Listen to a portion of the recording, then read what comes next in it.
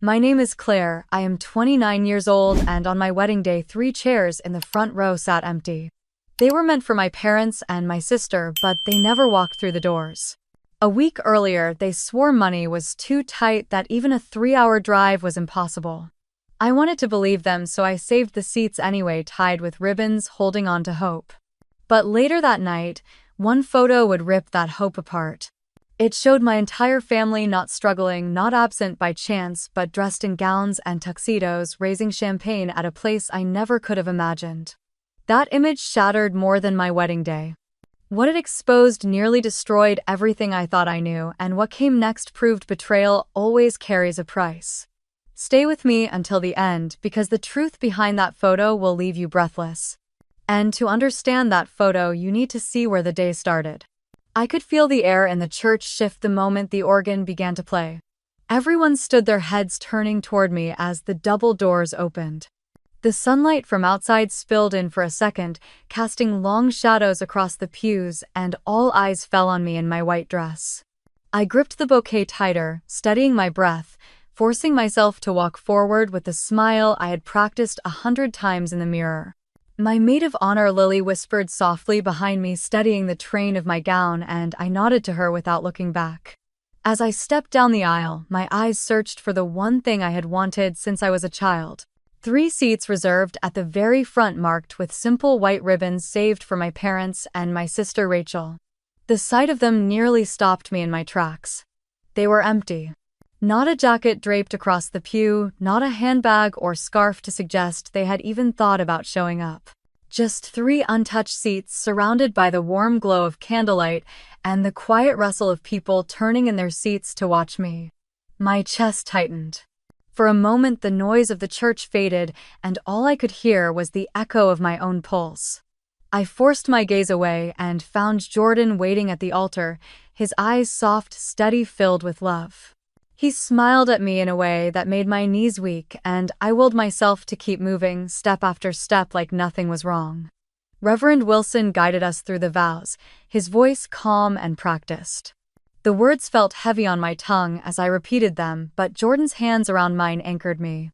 His fingers brushed my knuckles as if to say he already knew the storm raging inside me, and he was there to shelter me. Guests sniffled quietly, phones lifted for pictures, and I told myself again and again that I had to hold it together. This was my day, my marriage, my moment to finally feel chosen. The kiss sealed it. Applause filled the church and echoed through the high ceiling. For a fleeting second, I closed my eyes and let myself imagine my parents clapping too. Rachel grinning with tears on her face, all of them proud of me. When I opened them, the empty seats were still there, unmoved, unforgiving. The reception was held in the ballroom of a historic inn overlooking Newport Harbor. Crystal chandeliers glowed above us, glasses clinked, music drifted in waves as servers brought trays of hors d'oeuvres. Jordan's family filled the space with warmth, hugging me, calling me daughter, showering us both with love. I smiled, but inside there was a crack forming wider and wider with every toast. Lily stayed close to me, refilling my glass with water, fixing my veil when it slipped. She leaned in as the DJ announced it was time to cut the cake. I forced a laugh as Jordan guided my hand on the silver knife, our friends and his family cheering us on. The cake shimmered under the lights, 3 tiers of buttercream perfection, and the photographer moved in close, urging us to smile bigger. I felt the muscles in my cheeks straining. Then Lily's phone buzzed. She glanced at the screen, her face shifting from joy to something else entirely. She hesitated before tapping me on the elbow. I turned, still holding the knife, frosting already smeared across Jordan's fingers. Lily whispered, her voice low so no one else could hear. "You need to see this." She slipped the phone into my hand. For a moment my brain did not register what I was looking at. It was a photo, bright and polished, posted just an hour ago. The caption read, "Formal night on the Queen Mary 2. So blessed." My eyes darted across the image. There was Rachel, her dark hair pinned elegantly draped in a sequined gown. Ethan stood beside her in a tuxedo, glass raised. And there unmistakably were my parents, Mom's pearls glinting under the ship's lights, Dad beaming in his navy blazer, all of them toasting together on the deck of the Grand Ocean liner. The music and laughter of the ballroom blurred into silence. My hands went cold. The phone shook slightly as I gripped it tighter, staring at the screen until the letters blurred. I could almost hear the ocean behind them, the clink of glasses, the soft laughter carried on salt air, while here I stood, surrounded by people who had shown up for me, yet pierced by the absence of the ones who should have been there. First, I forced a smile for the camera as Jordan fed me a bite of cake, sweet frosting sticking to my lips. The guests clapped oblivious while inside me something sharp splintered. I handed the phone back to Lily without a word and set down the fork, my stomach twisting too tight to swallow. The chandelier above shimmered with 1,000 points of light, but all I could see was the glow of that ship's deck, my family's glasses raised in celebration, not of me, but of themselves. And in that moment, surrounded by laughter, I realized just how alone I truly was. A week before the wedding, I had picked up the phone and dialed my mother's number, heart racing a little as it always did when I reached out. She answered on the second ring, her voice sharp but controlled, as though she already knew why I was calling. I told her the date once again, reminded her of the time and placed the reservations, the hotel nearby. For a moment she was quiet, and I thought she might soften. Instead, she sighed heavily and began listing reasons like stones placed one by one on my chest. Gas was too expensive, property taxes had just gone up. My father's back was acting up again, and Rachel and Ethan needed every dollar saved for their own wedding. I interrupted quickly, offering to cover every cost. The drive, the hotel meals, even a private car if that would make it easier. I was almost pleading by the time I said it, but she cut me off mid-sentence. Her voice was final, clipped as if my generosity were an insult. "No, Claire, we cannot come. It is not possible. You have to understand." The line went quiet except for her breathing. I sat at the edge of my bed staring at the chipped paint on the wall, the phone pressed tight against my ear, feeling the sting rise in my throat. I opened my mouth again, but she had already ended the call. Moments later, my phone buzzed. It was a text from Rachel. "Sorry, sis, money is tight. Hope it's beautiful." A small heart emoji glowed at the end, careless and hollow. I stared at it for a long time, my thumb hovering above the screen, unable to type a single word back. I wanted to scream, to ask how money could suddenly be a wall too high to climb for the most important day of my life. But what came instead was silence. That night, Jordan found me sitting at the kitchen table with the lights dimmed low. He put a hand on my shoulder and bent down to kiss my cheek. "They are still your family," he whispered. "Maybe something will change." I leaned into his chest, not answering because the ache inside me knew nothing would. The next day, I spoke with Lily while we arranged centerpieces. She shook her head, her eyes flashing with the kind of outrage I was too tired to express. "Who misses their own daughter's wedding?" she muttered, tying ribbons with sharp tugs. I shrugged, pretending not to care, though my voice cracked when I told her I would still keep the 3 seats reserved at the front. She stopped what she was doing and looked at me. "You think they'll come after all?" I pressed my lips together and said nothing. Deep down, I clung to the fragile hope that maybe, just maybe, they would change their minds. As the week went on, deliveries arrived, fittings were finalized, vows practiced in quiet moments before bed. Yet each night I checked my phone, waiting for some sign from them. Nothing came. Only Rachel's text sat there, staring back at me like a mocking smile. I remembered when we were kids, when Rachel and I used to dress up in old white curtains and parade around the backyard pretending it was our wedding day. She had always insisted on being the bride and I the maid of honor, trailing behind her in my 2 big shoes. I wondered if she remembered that too, if any part of her cared that the roles were now real and she had chosen to stay away.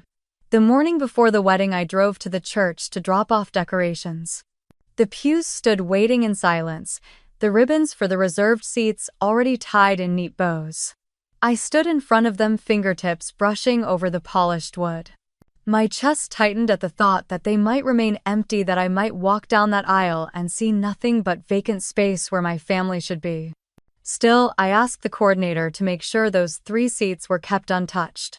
She gave me a puzzled look but nodded. That night, I lay awake listening to the faint hum of traffic outside my window. Jordan slept beside me, his hand resting across my waist, steady and protective. My eyes traced the ceiling and I whispered a prayer I was not even sure I believed in.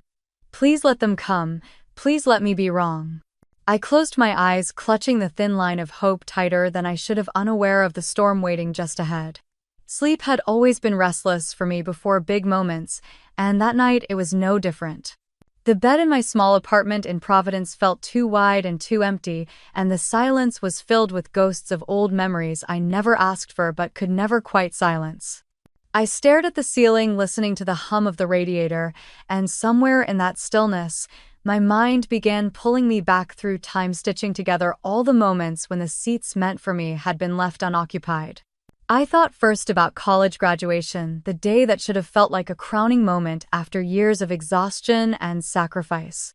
I walked across the stage in a cap and gown I had rented with money saved from my part-time job at the library.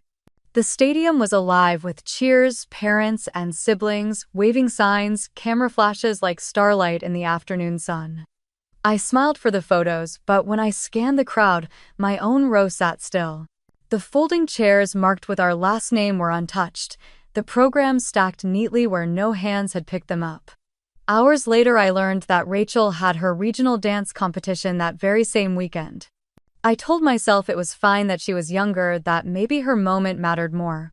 But when the applause died down and I walked out alone clutching my diploma, the sting stayed with me. That sting only grew sharper in the years after. When I landed my first real job at a marketing firm in Boston, I wanted so badly to make them proud. I invited them to the celebration dinner for my promotion. I saved up to buy a navy dress from Macy's, picked out a decent bottle of wine even though it stretched my budget, and reserved 3 extra seats at the long table in a little Italian restaurant in the North End. As the evening went on, my coworkers filled the room with laughter, clinking glasses, and teasing me about my new title. I kept glancing at the door, waiting for the familiar faces I had pictured so clearly in my head. They never arrived. When dessert was served, I ordered an extra slice of tiramisu and packed it carefully into a container. I carried it home thinking maybe someone would be there waiting. But when I unlocked my apartment door, the silence met me like an old friend. I sat down on the kitchen floor, still in that navy dress, the container of cake in my lap, and let myself feel the truth. Dad had chosen bowling night. Mom had been busy setting up for a friend's birthday, and Rachel had sent me a text filled with exclamation marks that somehow felt emptier than the space beside me. The only person who had ever shown up for me without fail was my grandfather Robert.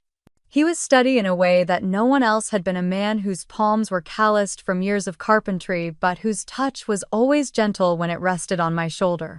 One summer afternoon, after yet another ceremony I had faced alone, he found me sitting on the back porch staring at the yard. He lowered himself into the chair beside me, the wood creaking under his weight, and said words I carried with me long after he was gone. "You deserve to be loved, Claire. Never forget that." I remember the way my throat closed up, how I could only nod quickly and look away, but inside I carved those words into stone. They became the proof I needed even when everyone else seemed determined to show me otherwise. Tonight, lying in the dim light of my apartment, those words echoed back. I got up and crossed the room to the old wooden box I kept on the shelf. It was chipped along the edges, the hinges squeaked, but inside it held every scrap of memory I had decided mattered. I pulled out a stack of DVDs and slipped one into the player, my fingers trembling as the screen flickered to life. The footage was shaky, filmed by an uncle on an old camcorder, but the images were sharp enough to make my chest tighten. It was Rachel's high school graduation. The camera zoomed across the crowded field until it found my parents in the bleachers. The lens caught the exact moment Rachel's name was called. There was Mom, hands clasped tightly, her face wet with tears as her youngest walked across the stage. Dad stood and clapped with unfiltered pride, his voice ringing above the others.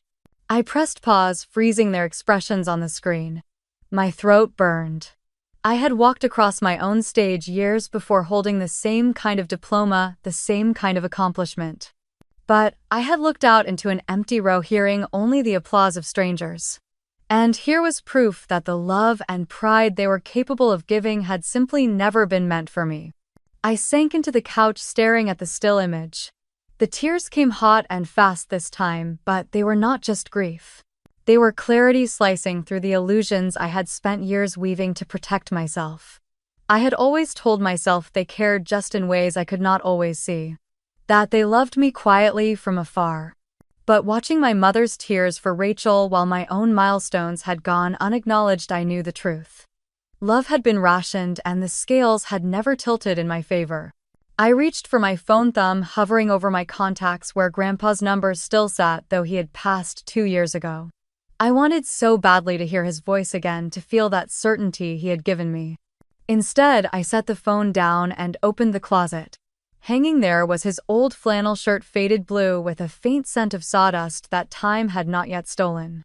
I buried my face against it and let myself cry until the fabric grew damp. When I finally stepped back, the room felt impossibly still. The glow from the television flickered, casting my mother's frozen face across the walls. I wiped my eyes with the back of my hand and whispered into the silence. "I wish you could see me, Grandpa. I wish someone did." The clock on the stove ticked past midnight, the second hand clicking like footsteps in an empty hallway. I switched off the screen and curled beneath the blanket on the couch. The old disappointments pressed in around me, heavy but familiar. Somewhere ahead was a wedding day I had built with my own hands, a new life I was ready to begin. And somewhere inside, even beneath all the ache, I clung to the hope that maybe this time the seats I saved would not be left empty. The night before my wedding stretched out long and restless, the silence in my apartment pressing against my ears until I could hardly stand it. I sat at the edge of my bed staring at my phone, its black screen glowing faintly with my reflection.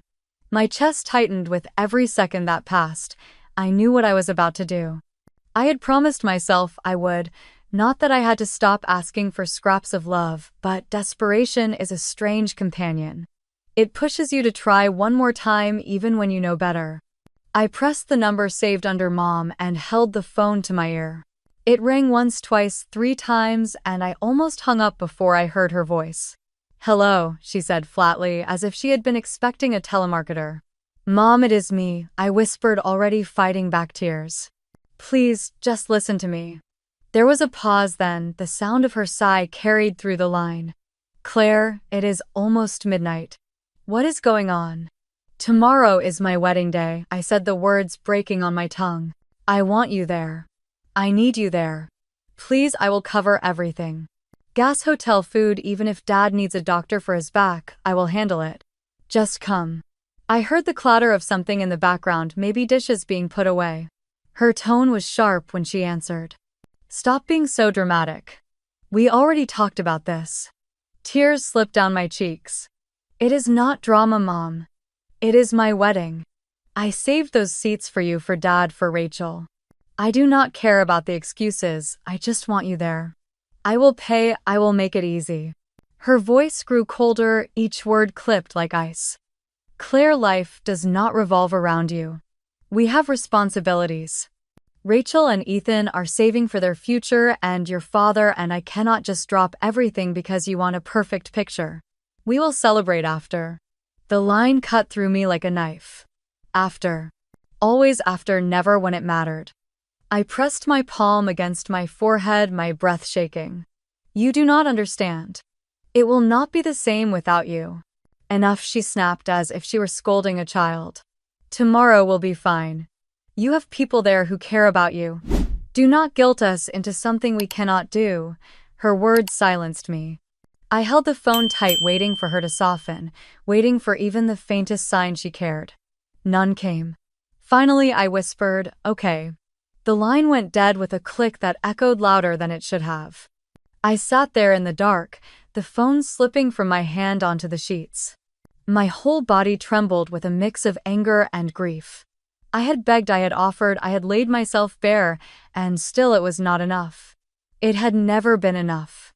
I stumbled out of the bedroom and into the living room, wiping my face with the back of my hand. The old disappointments circled like vultures, pecking at what little hope remained.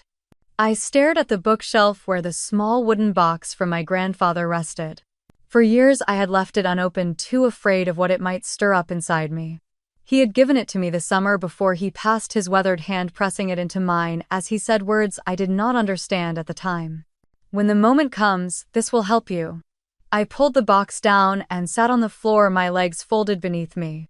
My fingers traced the grain of the wood, the hinges squeaking faintly when I lifted the lid. Inside lay small tokens of his life and his love for me. A faded Polaroid of us fishing at the lake when I was 8, his smile wide beneath his cap. A folded napkin with his messy handwriting, a note that simply read, "Proud of you always." And at the very bottom, an envelope with my name written carefully in his hand. I held it for a long moment, unable to open it, my tears blurring the letters. I pressed it against my chest, hearing his voice as clearly as if he were beside me again. "You deserve to be loved, Claire. Never forget that." The clock on the wall ticked louder in the silence, each second reminding me that morning was coming whether I was ready or not. I placed the envelope back into the box and closed the lid, my hands shaking but steadier than before. I sat there until the first light of dawn began to seep through the curtains, the room shifting from shadows to pale gold. My wedding day had arrived. I would walk into it without the family I had begged for, but with the strength of the man who had never once let me down. The morning air in Newport carried the scent of salt from the harbor and roses from the courtyard where the florist had been working since dawn. My dress hung on the door, a quiet sentinel waiting for me to step into it. By the time the makeup artist finished, the hotel suite buzzed with soft chatter and the sound of my bridesmaids adjusting their gowns. My heart pounded, not from nerves about marrying Jordan, but from the echo of the empty seats I already knew would be waiting. When the moment came to walk down the aisle, Uncle Tom extended his arm with a gentle smile. He was Jordan's uncle, a man with kind eyes who had stepped up without hesitation when he heard my parents would not be there. "You look beautiful, sweetheart," he whispered, his voice thick with emotion. The words caught in my throat, and I managed only a quiet thank you before I slipped my hand into the crook of his arm. The doors opened and the music swelled. Guests rose to their feet, faces glowing in the warm light streaming through the tall windows of the chapel. My eyes found Jordan at the end of the aisle. His expression was a mixture of awe and tenderness that made the room fall away. Every step I took toward him seemed to stitch back a part of me that had been torn open the night before. When I reached him, his hand wrapped around mine with a steadiness that calmed the tremor in my body. "You are everything," he whispered, just loud enough for me to hear. Tears pressed at my lashes, but for the first time in days they were not born of grief. The ceremony unfolded in a blur of vows and trembling voices. Each promise I spoke carried weight, not just for Jordan but for myself, a declaration that I could build something new, something whole. When the pastor pronounced us husband and wife, the room erupted in applause, and Jordan pulled me into a kiss that left me breathless. At the reception, the hall was lit with strings of golden lights that shimmered against the glasses raised in toasts. Laughter spilled from every table. Patricia, Jordan's mother, slipped into the chair beside me and leaned close, her hand covering mine. "You are the daughter I always wanted," she whispered, her eyes wet. The warmth of her words cut through me with a strange kind of sweetness and ache. I managed to smile, holding back the sob that threatened to escape. Jordan's family filled the gaps my own had left. His cousins pulled me onto the dance floor, his aunts wrapped me in hugs, his father raised his glass with pride. For a few fleeting hours, I let myself sink into their embrace, into the rhythm of joy that carried us all. But whispers began to ripple through the crowd like a draft sneaking in under the door. At first I thought it was nothing, just the natural buzz of guests sharing stories. Then I noticed the sideways glances, the phones held a little higher, the murmurs that paused when I drew near. My stomach tightened. One of the bridesmaids, her face pale, approached and slid her phone discreetly onto the table in front of me. Her eyes held an apology. I looked down. There on the screen was a photo posted less than an hour ago. My sister Rachel, her fiancé Ethan, and my parents all dressed in evening wear, champagne glasses raised against the backdrop of a vast ocean. The caption read, "Formal night on the Queen Mary II." So blessed. The air drained from my lungs. My fork clattered against the plate, and for a moment the sounds of the reception blurred into nothing but a distant hum. The picture was undeniable. While I had been promising forever in front of 100 witnesses, they had been smiling for cameras on the deck of a luxury cruise liner. Heat rushed up my neck, my skin prickling. I could feel eyes on me, guests waiting to see my reaction, wondering if I knew. I pushed back my chair slowly, forcing myself to move calmly, though inside my chest felt like it might burst. I stepped out of the hall, my heels clicking against the marble, the walls closing in tighter with every step. Outside, the cool night air hit me like a slap. I wrapped my arms around myself, staring out at the water beyond the hotel gardens. The lights of the harbor shimmered in the distance, ships rocking gently against the tide. Somewhere out there, the Queen Mary 2 was cutting across the Atlantic with my family aboard, celebrating while I tried to steady my breath on my own wedding night. For a long moment, I stood frozen, the laughter and music from the reception muffled behind me, my veil fluttering in the sea breeze. The image on that phone replayed in my mind again and again until it carved itself into me. And all I could think was how perfectly it captured the truth I had refused to see. Jordan found me outside and without a word draped his jacket over my shoulders. His hand rested on the small of my back, steady, urging me to breathe. We stood together until I felt my legs could hold me again. When we finally returned upstairs to the hotel suite, I expected silence, maybe the kind of exhaustion that follows a storm. Instead, my phone buzzed across the nightstand the moment I set it down. It was a message from Deborah, a longtime friend of my mother's who had known me since I was a child. She rarely contacted me directly, which made the late hour all the more startling. The text was short but sharp enough to cut through me. "Claire, I think you should know. Your dad has been pulling money from Robert's account. That cruise wasn't paid for by them. It was Robert's savings." I read the words 3 times, hoping I had misunderstood, but the meaning only grew clearer. My grandfather's account. The one he had set aside for medical expenses, household needs, and small comforts in his later years.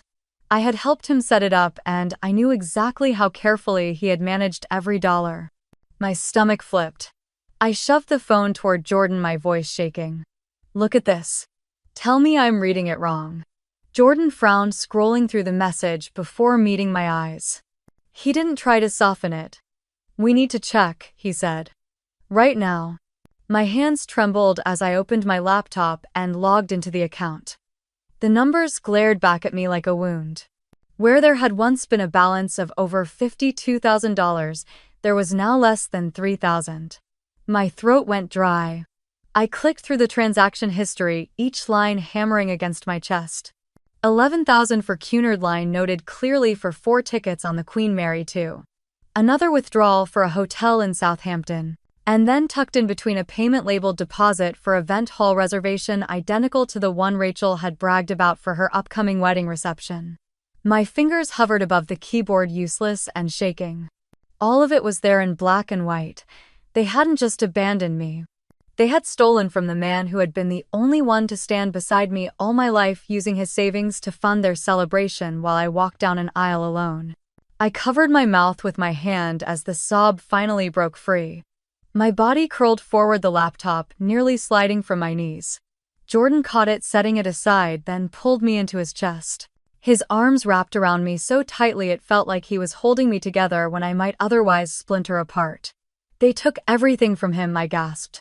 "That was his money, his security. They didn't even ask." Jordan stroked my hair, his voice calm but firm. "We're not going to let them get away with this. First thing Monday, we'll call a lawyer. We'll pull every statement, every record. Your grandfather trusted you with this account, and we'll honor that." I shook my head, tears running hot across my cheeks. "It isn't just the money, it's what it means." They looked me in the eye and said they couldn't afford to be here. They told me taxes and gas and excuses, all while spending my grandfather's savings on champagne toasts at sea. Jordan pressed his forehead to mine. "Let them toast. Let them think they've won.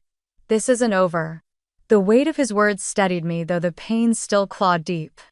I pulled away just enough to look at the glowing laptop screen again. The list of transactions blurred through my tears, but the truth was undeniable. The timeline lined up perfectly. My family had been planning their absence long before they ever offered excuses. I closed the laptop with a snap that echoed in the quiet room. My veil still clung to my hair, heavy with the scent of roses from the ceremony, but it felt like a costume I no longer deserved to wear. I pulled it free and laid it across the chair. My reflection in the mirror showed smeared mascara and swollen eyes, a bride undone on the very night meant to mark her new beginning. Jordan brushed his thumb across my cheek, wiping a streak of black. "You're not undone," he said softly. "You're stronger than any of them even now." I wanted to believe him.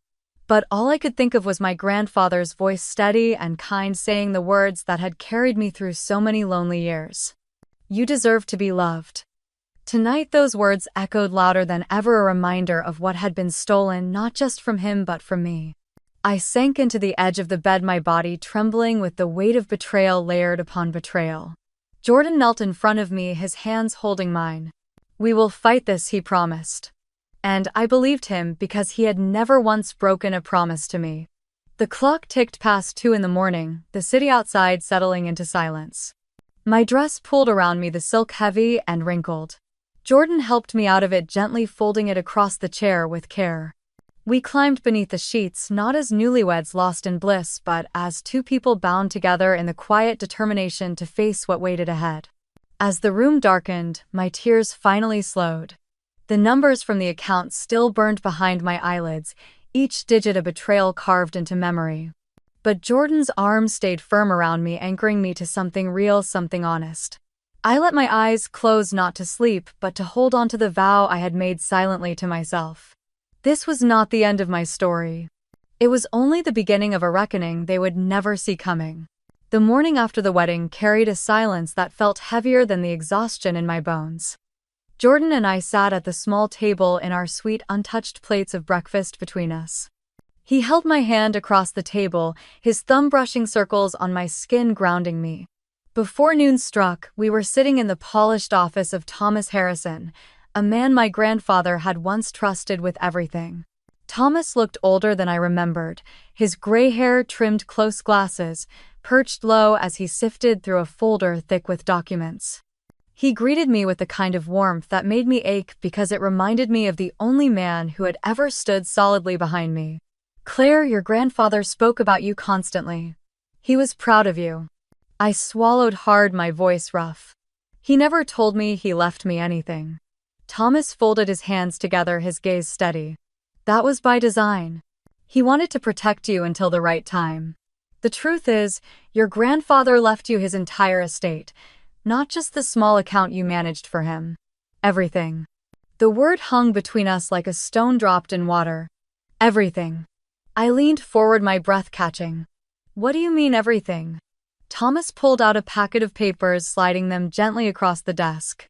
3 rental properties in Providence and Warwick, fully paid off. Combined market value just over $350,000. A modest investment account worth around $70,000. His savings, personal effects, and... He reached for a smaller envelope, placing it carefully in front of me. "His letters to you. He wanted you to have these only once you were ready to hear the full truth." My fingers shook as I touched the envelope, but I didn't open it yet. I was still stuck on his first words. 3 houses, a fund, all of it mine. Jordan's voice cut through the fog. "But the account is nearly empty. The cruise. The reception." Thomas nodded grimly. "Yes. Your parents have been intercepting communication from me for years. They forged your signature on several documents to delay the transfer of assets. In the meantime, they have collected rental income from the 3 properties, approximately $4,500 a month. They led me to believe you were aware, but it is clear now that you are not." My breath whooshed out of me as if I had been punched. My parents had been living off my inheritance while looking me in the eye and telling me they had nothing left. They watched me scrape through years of rent in shabby apartments while pocketing what was rightfully mine. Thomas leaned back, his tone softened but resolute. "Your grandfather wanted you to have security, independence, and the freedom to choose happiness. He told me often that you were the light of his life. And he feared they would try to dim that light if given the chance." I finally tore the envelope open, the paper inside worn and faintly yellow. My grandfather's handwriting sprawled across the first page, strong even in his later years. My dearest Claire, if you are reading this, then it means you have reached the moment when you are no longer a child in their shadow.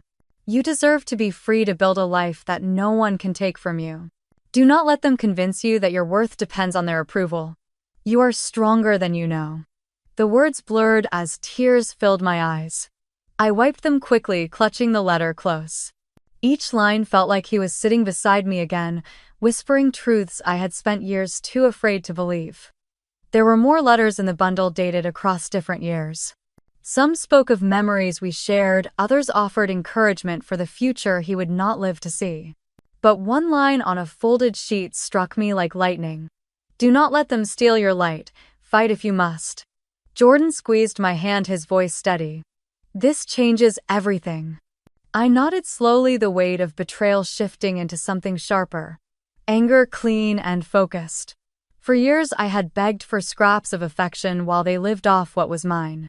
And, all along, the man they discarded had seen me as the one worthy of trust. Thomas slid another document forward, his pen poised. We will need to begin proceedings immediately to recover control of the properties and accounts. It may take months, but the law is on your side. For the first time in days, maybe years, I felt a flicker of power return to me. They had lied, stolen, and humiliated me, but they had not destroyed me. My grandfather had ensured that. I tucked the letters back into the envelope, holding them against my chest. My voice was quiet but firm when I finally spoke. I will not let them take another thing from me. Jordan looked at me with pride, and Thomas gave a small nod as if he had been waiting for those words. The room felt brighter, not because the sun had shifted, but because something inside me had. I was no longer the daughter or sister left behind. I was the rightful heir of a legacy they had tried to erase. And for the first time I believed I could fight. 2 mornings later, I woke to the buzzing of my phone vibrating across the nightstand. At first I thought it was just wedding messages I had ignored, but when I finally picked it up, dozens of notifications crowded the screen. Marcus, Rachel's ex, had posted a video. His face filled the frame, his voice tight with the kind of hurt only betrayal leaves behind. He told the world how Rachel had laughed about skipping my wedding for a cruise, how my parents had called me desperate and pathetic behind my back, how I had always been the one sacrificed for her spotlight. By the time I finished watching, the view count was already past 700,000. By evening it crossed 1 million. The comments scrolled faster than I could read, strangers piecing together a story I had lived in silence for years. Jordan leaned over my shoulder, his jaw tight. This is blowing up, Claire. Look at these headlines. He turned the laptop toward me. Local outlets had already picked up the story. A bold caption screamed across the top of one site. Family skips daughter's Newport wedding to sail luxury, Queen Mary 2. Underneath, a photograph of my empty aisle seats was paired with screenshots of Rachel and Ethan clinking champagne glasses on deck. I pressed my palms against my face, the heat of humiliation creeping into my skin. My life had become spectacle. The phone rang again, this time a cousin from Connecticut. Claire, what is going on? Everyone in the family group chat is fighting. Aunt Linda says Rachel should be ashamed. Uncle Paul says you're exaggerating. I closed my eyes, listening to the swirl of voices around me even when I hung up. Some defended Rachel, saying she had always been the golden child and deserved to enjoy life. Others were horrified, admitting they had seen things over the years but never spoken up. It felt like my family had split down invisible lines that had always been there but were only now exposed to the light. That night, the storm worsened. Rachel went live on Instagram, her face perfectly made up, Ethan sitting stiffly behind her. She said she was heartbroken that her sister would twist the truth on her happiest week, that jealousy made people cruel, that she would pray for me to find peace. She ended the stream with a tear sliding down her cheek, perfectly timed. Jordan slammed the laptop shut. She is weaponizing this. I sat still, too drained to even argue. The flood of sympathy her followers poured in was immediate, thousands of comments telling her to stay strong, that her sister was clearly unstable. I wanted to scream, but instead I opened my grandfather's letters again. His handwriting steadied me, each word a reminder that truth does not need polish to stand. The next morning the internet turned.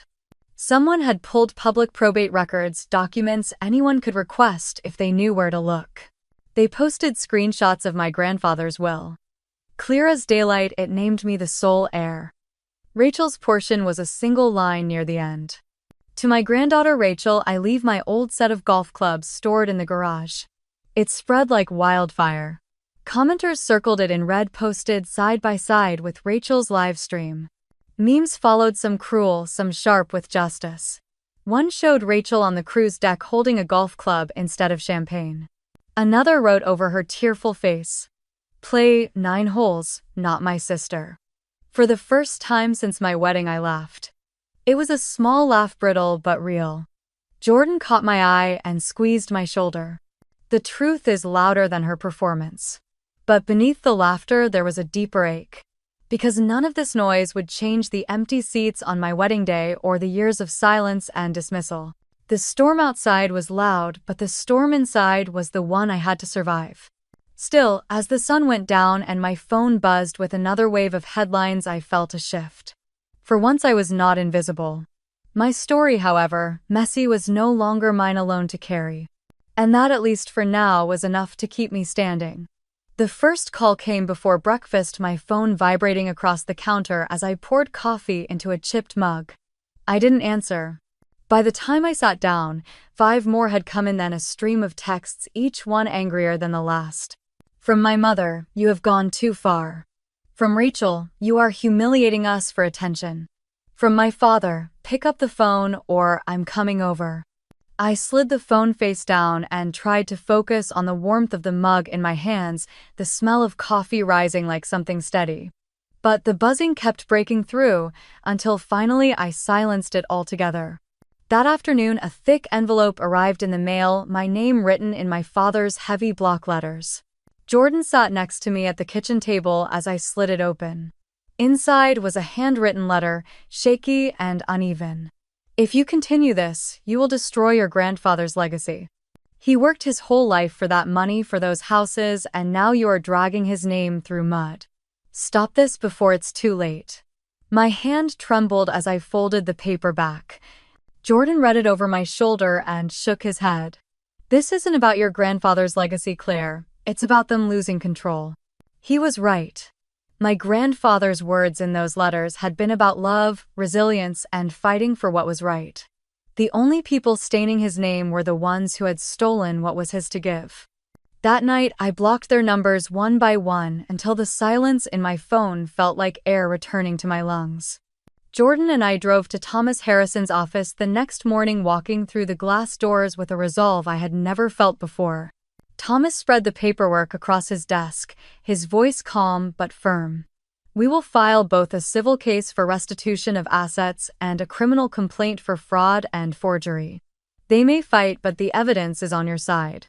I signed my name on line after line, my pen moving with a steadiness that surprised me. When the last page was done, Thomas gathered them together, slid them into a folder, and said quietly, "Now the law will speak." For a few days there was quiet. Too much quiet. I let myself believe maybe they had retreated, maybe they were reckoning with the truth. But the storm broke again on a Friday night. I was folding laundry when a loud pounding shook the apartment door. Jordan looked up from the couch, his face hardening. "Claire, stay back." Through the peephole, I saw my father swaying in the hallway, his eyes bloodshot, a bottle clutched in his free hand. His voice bellowed through the wood. "You think you can ruin us? You think the law will protect you? Open this door, Claire. Open it now." My chest tightened as he rattled the handle, then shoved hard enough to make the frame groan. Jordan grabbed the phone and dialed 911, his voice low and measured as he gave our address. My father kicked the door, then slammed his shoulder into it, shouting words that blurred into rage. The sirens came fast, the red and blue lights flashing across our living room walls before I could even catch my breath. 2 officers wrestled him back, his shouts echoing down the hallway as they cuffed his wrists. He reeked of alcohol, his shirt half untucked, his face twisted with something unrecognizable. I stood frozen, clutching the back of a chair as the neighbors peered from cracked doors. One officer stepped inside, asking if I was all right, if I wanted to press charges for attempted break-in. My voice shook, but I nodded. Yes. When they led him away, the building fell quiet again, but it was a different quiet this time. Not the silence of being ignored, but the silence that follows when truth becomes undeniable. Later, sitting on the couch with Jordan's arm around me, I realized that what had just happened would not only strengthen the case Thomas was building, it would finally strip away the last illusion I had been holding on to. My father was not a man misled by my mother or manipulated by Rachel. He had chosen this. He had chosen against me. I pressed my forehead against Jordan's shoulder, the steady rise and fall of his breathing grounding me. Outside, the city hummed with its usual life, but inside our small apartment, a line had been crossed that could never be uncrossed. The evidence was no longer just papers and bank records. It was the memory of my father's fist slamming into my door, his voice thick with threats, and the sound of handcuffs clicking closed in the hallway. And as I sat in that quiet, I knew we were past the point of no return. The courthouse smelled faintly of polish and paper, the kind of sterile air that made every sound echo sharper than it should. I walked in with Jordan's hand brushing mine, studying me without words. Thomas carried the files, thick binders of evidence that had felt like lifelines in the weeks leading up to this. We took our seats at the long wooden table the judge already settled behind the bench. Across the aisle sat my parents and Rachel. My mother's hair was pinned too tightly, her mouth drawn into a thin line. My father looked tired, his skin gray from sleepless nights. Rachel dabbed at her eyes even before anything began, and Ethan sat beside her, stiff and silent, his gaze locked on the table. The judge called the case. The sound of his voice cut through the room, calm but unyielding. Thomas stood, his tone measured as he laid out the framework. Misappropriation of funds, forgery of legal documents, illegal obstruction of inheritance. He opened the first binder, sliding photographs, bank records, and signed deeds onto the evidence stand. I kept my eyes on the papers, not the faces across from me. Each page was a wound I had carried in silence for years, and now every cut was displayed under the fluorescent lights. When Thomas placed the forged signatures in front of the judge, my breath caught. My name, twisted into clumsy imitations, sprawled across contracts I had never seen. The judge raised his brows, turning the pages slowly before setting them aside. My father shifted in his chair, clearing his throat, but when the judge asked if he had a response, he stammered only that he had acted under pressure. My mother leaned toward him, whispering frantically, but her words carried no weight against the stark clarity of black ink on white paper. Rachel was called to speak. She rose with tears slipping down her cheeks, her voice trembling as she told the court she had no part in the financial dealings, that she only wanted her wedding and her family intact. She glanced at me, eyes pleading, as if I might nod and release her from responsibility. I didn't move. Ethan never spoke. He folded his hands in front of him, jaw clenched, eyes fixed forward as though he could vanish into the air if he held still enough. When it was my turn, I stood and told the truth. Not with theatrics, not with anger, but with the weight of years pressing through every syllable. I spoke of birthdays, missed of graduations, ignored of savings that vanished, while my grandfather's words of love were kept from me. I described the night my father pounded at my door, the fear in my chest as I heard him rage, and the shame of knowing it was not the first time he had chosen violence over honesty. The courtroom was silent when I sat down again. Even the sound of pages turning seemed to hesitate. Thomas closed his argument with finality. The evidence shows that my client is the rightful heir under her grandfather's will, and that the defendants knowingly and deliberately obstructed her inheritance for their own gain. We ask the court to recognize her legal standing and to freeze all assets until they can be transferred lawfully to her. The judge leaned back, hands steepled, his gaze sweeping the room. For a moment the air hung heavy, as if the walls themselves were holding their breath. Then his gavel struck once, sharp and absolute. The court recognizes Claire Bennett as the lawful heir to the estate of Robert Bennett. All disputed assets are to be immediately frozen and prepared for transfer. Further proceedings regarding damages and criminal liability will follow. My mother let out a broken sound, half sob, half gasp, and collapsed against my father's arm. He sagged beneath her weight, staring at the floor as though the words had cracked something inside him. Rachel's face twisted, her tears giving way to fury. She snapped at the judge, insisting it was unfair that I had manipulated everything that she deserved what I had been given. The bailiff's warning silenced her, but her glare burned into me as if she could undo the ruling by sheer force of will. I sat very still, my pulse roaring in my ears, but beneath the noise was something I had never felt before. Certainty. The truth had been spoken in a place where their voices could not drown mine out. As the courtroom emptied, Jordan's hand found mine again, warm and steady. Thomas packed the binders with quiet efficiency, his small smile betraying nothing but calm satisfaction. I walked out into the crisp afternoon light, the courthouse steps beneath my feet solid in a way the ground had never felt before. For the first time in my life, I did not carry the weight of their denial. I carried the strength of justice standing behind me. The wind brushed against my face, cool and sharp, and I let it fill my lungs before exhaling slowly. Somewhere behind me, voices echoed in anger and despair, but ahead the path was open. And though I knew the fight was not yet over, I also knew they could no longer erase me. News spread faster than I could process it. Within a week of the judgment, my parents received notice from the bank. The house they had lived in for 30 years, the one with the blue shutters and the hydrangeas my mother pruned every spring, was no longer theirs. They had leveraged it too many times, spent too recklessly, and now, without the safety net of my grandfather's estate, foreclosure was inevitable. Neighbors whispered as movers carried out furniture, and my father's head bent lower each time another box scraped across the driveway. Rachel and Ethan fared no better. The headlines about forged signatures and stolen inheritance still floated online, each comment section a bonfire they couldn't extinguish. The glossy wedding that Rachel had bragged about for months collapsed overnight. Vendors canceled contracts, and the venue refused to refund deposits. Ethan's company released a terse statement distancing itself from him, citing a clause about reputational harm.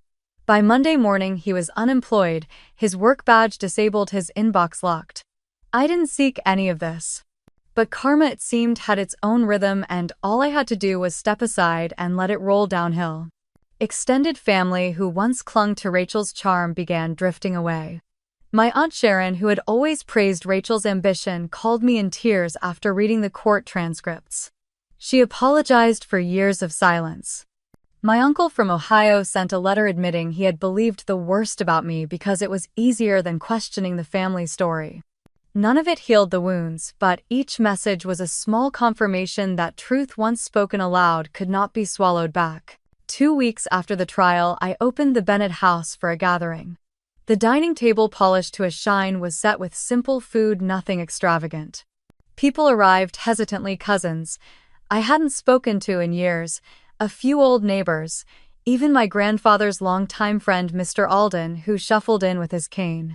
I welcomed them not because I needed their approval, but because I wanted to draw a line. When the room grew quiet, I stood at the head of the table. My hands didn't shake. Family, I said, is not only about blood. It is about who stands by you when the lights are harsh and the stories are ugly. My parents and Rachel chose to erase me, but each of you here chose to stay. That is what family means to me now. There was a stillness after I finished, and then Mia, my younger cousin with a bright laugh, came forward and hugged me. She had been the only one to call me during the worst days, leaving little messages that said simply, "I believe you." I knew then that she was the only relative I wanted to keep close. Later that evening, I handed out envelopes. Inside each was a cease and desist prepared by Thomas. It wasn't dramatic, just necessary. No one in my immediate family was to contact me again, not through calls, letters, or back channels. I didn't owe them explanations, and I wouldn't allow new manipulations to slip into my life. The recipients accepted the papers in silence. Some nodded in understanding, others shifted uncomfortably, but no one objected. When the last guest left, the house felt both emptier and lighter. I walked through the rooms, touching the banister my grandfather had built, the window frames he had painted himself. So much history lived in those walls, but not all of it was mine to carry forward. On a rainy Thursday morning, I signed the final paperwork to sell the old Bennett house. The realtor slid the contracts across the desk, her pen clicking softly. I paused for a moment, letting the weight of it sink in. That house had held my childhood, my disappointments, the shadows of every overlooked milestone. Now it would belong to someone else. I signed my name in bold strokes. As I set the pen down, a strange calm washed over me. I wasn't abandoning my past, but I was refusing to let it define me any longer. The old stories, the empty chairs, the ache of waiting for people who never came, those belonged to another life. Outside, the rain had eased into a mist. I stepped onto the sidewalk, breathing in the damp air. My grandfather's words echoed quietly in my mind. Do not let them take your light. Fight. And for the first time, I felt like I already had. 2 years can fold quietly into a life you hardly recognize as your own. In Boston, the seasons turned and turned again, and our little apartment became a home filled with the soft chaos of toys and laundry and the smell of coffee in the mornings. Jordan kept his promise to build something whole with me. On a late spring afternoon, our daughter arrived, small and fierce, a warm weight pressed against my heart. We named her Grace after the grandmother who had loved me from a distance and left behind a small fund that became our first safety net. When I said her name, the word felt like a blessing spoken into the air. Sleep came in broken pieces during those first months, and in the quiet hours, I would walk the hallway with Grace tucked against my shoulder, listening to the city breathe through the open window. Some nights, I would hum the same tune my grandfather used to whistle when he sanded wood in his garage. I could almost see him, sleeves rolled, eyes crinkled with a grin, nodding as if to say that I was doing just fine. On the worst nights, I would reach for his letters and read a few lines until the knot in my chest loosened. He had written about courage and kindness, about choosing joy without asking permission. He had written about light. By the time the leaves turned in our second autumn, the legal dust had settled. The properties were transferred, the accounts repaired, the last document signed and filed away.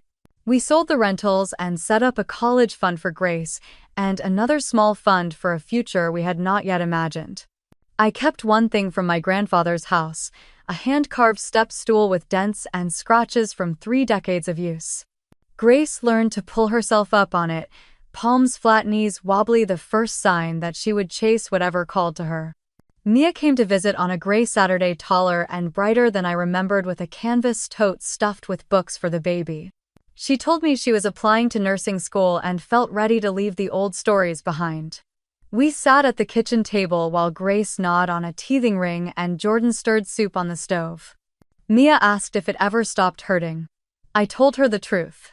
It changes shape. Some days it is a shadow that slips in and out of rooms. Other days it is only a memory tucked between happier ones. It never vanishes, but it stops steering the ship. We heard little from my parents or from Rachel, and that little arrived through attorneys rather than phones or doorbells. The cease and desist orders did their quiet work. There were no ambushes, no midnight knocking, no sudden pleas dressed up as apologies. Once I saw a photo someone else had posted of Rachel working a new job at a front desk in a suburban office park. I felt no triumph, only a distant wish that she might one day find a version of herself not built on someone else's silence. I did not type a word. I closed the app and took Grace to the park. On winter evenings, Jordan and I would push the stroller down Commonwealth Avenue, our breath clouding the air as lights glowed in brownstone windows. We had little rituals that made ordinary days feel sacred. Friday night, pasta; Saturday morning, pancakes; Sunday, walks along the river.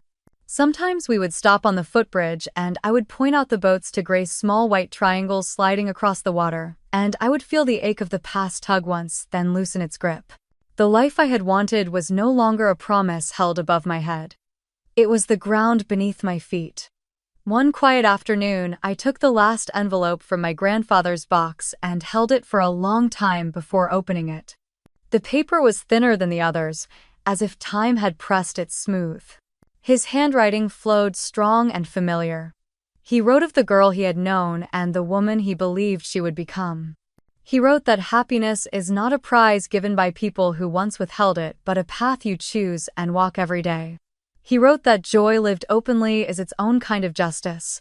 At the end, he told me to be so happy that those who had dimmed my light would feel the absence of it the way you feel a door close on a winter night. I read that last line again and again until the words settled into me like a promise kept. When Grace took her first steps, she wobbled from Jordan's hands to mine, a little comet of determination with curls bouncing and eyes wide. We cheered so loud the upstairs neighbor laughed through the ceiling. I scooped her up and held her against my chest, the same spot where once there had been a hollow. It was full now. I could feel Jordan's arms wrap around us both, and the three of us stood there laughing in the kitchen with flour on the counter and a pot simmering on the stove. Later, after she fell asleep, I sat on the floor beside her crib and thanked the quiet for teaching me to listen for the sound of my own heart. Spring returned soft and green. On a Sunday drive back from visiting a friend in Rhode Island, we took a detour through the old neighborhood. Jordan did not ask if I was sure. He simply reached over and laced his fingers with mine. The Bennett house appeared at the end of the street like a memory made real. Someone had painted the shutters a cheerful sage and planted tulips along the walkway. A little boy on a red scooter cut wide circles in the driveway, while a golden retriever trotted behind him. Through the front window, I saw a woman set a vase of wildflowers on the sill and a man carry in a box with a child's drawing taped to the side. I parked across the street and turned off the engine. For a moment, I just watched. The old ache rose and then faded like a tide. That house no longer held the sound of cutting remarks or the slap of a slammed door. It hummed with bedtime stories and muddy shoes and someone humming in the kitchen while water boiled for tea. It was exactly what a house should be. I smiled without meaning, to the kind of smile that starts in your chest and moves all the way to your eyes. Jordan squeezed my hand. "You okay?" he asked, though he knew the answer. I nodded. Better than okay. He kissed my knuckles and we drove on, the past staying where it belonged, the present opening in front of us like a sunlit road. That night after Grace fell asleep, we sat on the balcony with blankets around our shoulders and mugs warming our palms. The city glowed. I took out the last letter once more and read the final paragraph aloud, not as a plea but as a benediction. I was no longer asking for anyone else to write my ending. I was living it. When I finished, Jordan leaned his head against mine. We sat there for a long time without speaking, listening to the faint sounds of late-night laughter rising from the street, the far-off wail of a siren, the soft rhythm of our daughter's breathing through the open window. Peace is not a loud arrival. It comes like this, quiet and complete, and you realize you have been walking toward it for years. Before I went inside, I looked up at the sliver of moon and thought of my grandfather. I pictured him at his workbench, a lamp casting a pool of light over curled shavings of wood, and I felt again the simple certainty he had given me. Some people spend their lives chasing applause that always fades. Others build rooms where love is not a test. I chose the second, and it has changed everything. If your family had to choose between showing up for your wedding or taking a luxury vacation, would you want to know the truth? Tell me what you think in the comments. Tap like if this story stayed with you, and subscribe to hear more voices and more endings that find their way to the light.